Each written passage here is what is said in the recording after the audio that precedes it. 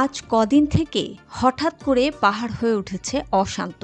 পার্বত্য চট্টগ্রামের দুই জেলা খাগড়াছড়ি ও রাঙামাটি অশান্ত হয়ে উঠেছে দুষ্কৃতিকারী ও বিচ্ছিন্নতাবাদীদের কর্মকাণ্ডে। এই সহিংসতা নিয়ে সবাই উদ্বিগ্ন। এখনও পাহাড়ি জনপদ থমথমে। সম্প্রীতির বন্ধন যেন নষ্ট না হয়, সেজন্য সবাইকে শান্ত থাকা উচিত।